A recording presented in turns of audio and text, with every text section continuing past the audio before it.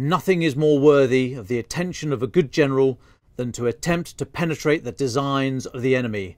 Niccolo Machiavelli on intelligence.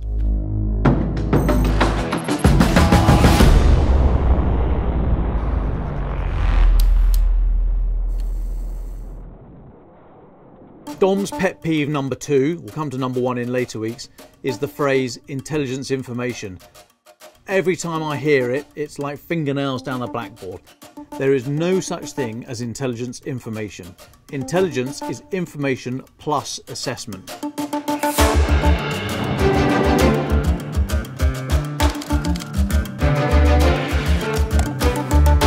Get the raw data in from a collection asset, be it a camera, a satellite, a spy, any other kind of exciting electronic gizmo, and then a sensible and trained individual analyses that data and produces a conclusion. That conclusion is the intelligence, which should be covered in caveats that it might only have come from a couple of collection sources, it might be dependent on X, Y and Z, but those caveats being just as important as the information itself that is presented to policymakers. That is what intelligence is. So when we look at these alleged leaks from the Pentagon this week, this really odd download of information onto Discord, a pretty niche social media site mainly used by the gaming community, we've got to ask ourselves who the source is. How reliable are they? Have they been used before? Are they unreliable? Have they never been tested? And secondly, the information. Is the individual likely to have access to that good quality information? Are they likely to be near somebody who has access to that information, or have they just nicked it? Are these old slides? Is this out of date information? Was it taken from a war game? We know that some of the information that was leaked from the Pentagon has been doctored, the information about casualty figures, to downplay the number of Russian casualties and massively exaggerate the number of Ukrainian casualties. So how do we trust the rest of it? Having said that, it does look like a lot of this is genuine stuff. The reaction from the White House and international allies suggests that a lot of the information was pretty accurate. However, we should always be questioning what are the caveats. If this was prepared for the Joint Chiefs of Staff, as is alleged, it suggests it is a very high-grade intelligence product. However, without the all-important caveats, we don't know the full picture. Sophisticated consumers of intelligence product will always question the thing that's being put in front of them. And what we're not able to do with these intelligence leaks is put that wider metadata in. All we're being given is a piece of information and told this is true. Well, is it? So when we talk about collection assets, what do we mean? Well, there's a load of ints here. There's humint, imint, osint, sigint, masint. I mean, you could go on forever. All these things just describe the means by which a piece of information is passed to a consumer. So humint, very simply, is spies, someone telling you a piece of information. Imint is imagery intelligence from cameras and satellites. Then you have SIGINT, which is signals intelligence, everything from mobile phones to military radios, that kind of thing. Then you have MASINT, measurement and signatures intelligence, which can measure the telemetry coming off, for example, rockets fired by North Korea, to tell how big they are, how far they're going, where they've come from, that kind of thing. And then there's OSINT, open source intelligence, which is us, journalists, as well as other people. There's such a depth of information available out there now, especially with the digital revolution, that it is almost impossible for intelligence collectors to grab everything.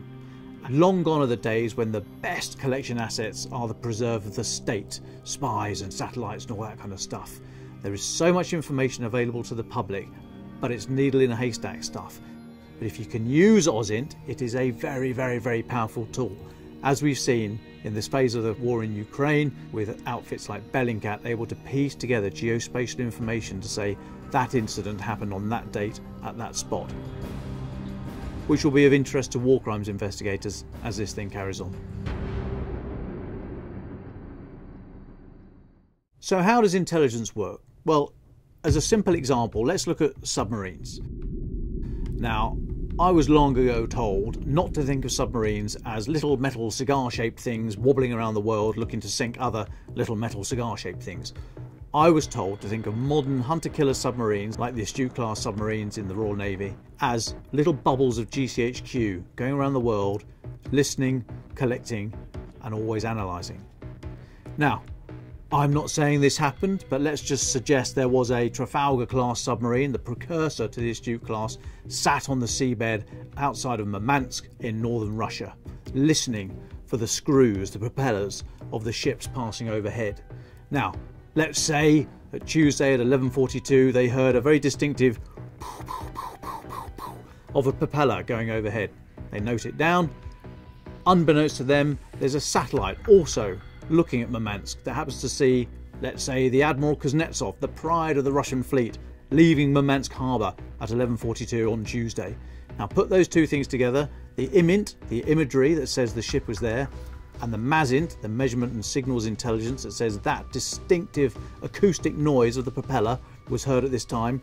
Put them together and an intelligence analyst would very easily say that is the sound of the Admiral Kuznetsov. That piece of information would then be passed around the fleet and probably passed around the Five Eyes intelligence community of the UK, US, Australia, Canada and New Zealand, so that months later, years later, thousands of miles away, when a submarine hears that distinctive the computer will flash up, we're in contact with the Admiral Kuznetsov.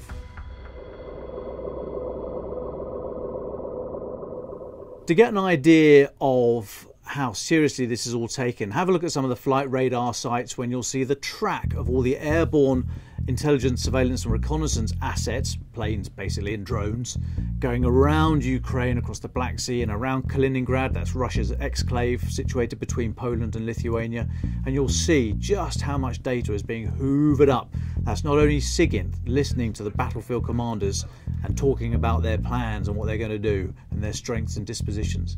It's also hoovering up data from the missiles that are being fired, so we know what is where and what's being supplied. Now the point about intelligence, as I said at the start, is there's a human in the loop and it is not definite. There's analysis that has to be put upon that information and sensible deductions drawn from it. And of course we are all subject to unconscious bias, apart from me, I'm perfect obviously, but most people are subject to unconscious bias, and therefore that can creep into your intelligence analysis. So intelligence is graded on two charts. Firstly, on the source of the intelligence, from it's an absolutely dependable source, we've used this one before, we know it works, for example an individual, a spy, we know the information they give us is very, very good, down to we know this guy is usually pretty good for it, but we've had a few issues, down to we don't trust this individual, but he's offering us some information, and finally we've never had any dealings with this person before, so we don't know how good or otherwise they are. So that's the source of the information. Then you have to judge how likely the piece of information is to be true, from yep, that seems pretty likely, down to we're not really sure, or it's pretty unlikely, and finally we've no way of knowing.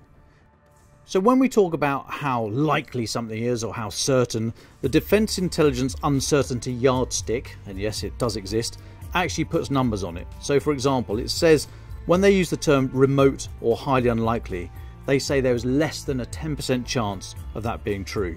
And that moves up through improbable, through realistic, up to probable or likely at 55 to 70%, then highly probable or highly likely at 75 to 85%, and finally the highest term, almost certain, they put a figure of more than 90% on it. And this is used so that all government departments are literally using the same terms and meaning the same thing, so there's no confusion.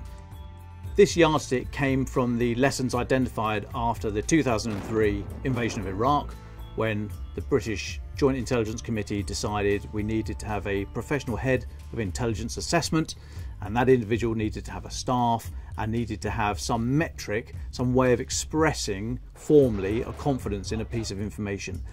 And not only that, but a metric that could be used and understood more broadly across the British government estate.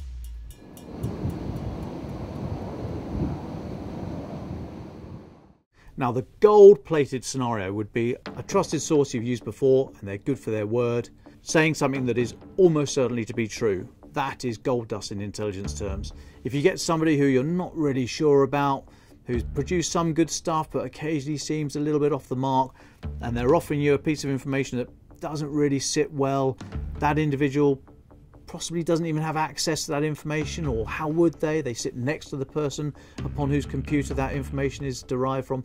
How reliable is that piece of information? If you get that wrong, and if you don't pay attention to the caveats, and if you put too much faith in too few sources of information, and you squeeze it for all it's worth because you know your commander or the president or whoever it is wants a certain outcome, then you can make intelligence do whatever you like. Torture it hard enough and it'll tell you anything you want to hear. A good commander will just set his or her requirements to the staff and then step back and allow them to go and find the information and analyse it.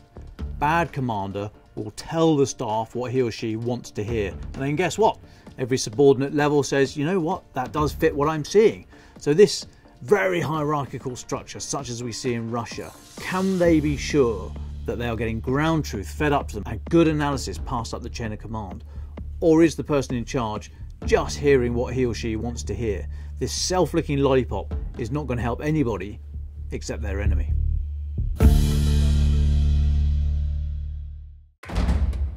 Defence in Depth is a weekly video output looking at the top defence stories of the week. If you want a daily update from Ukraine, I suggest you listen to Ukraine the Latest, the Telegraph's podcast. Check out our online articles, and failing all of that, you can buy a paper.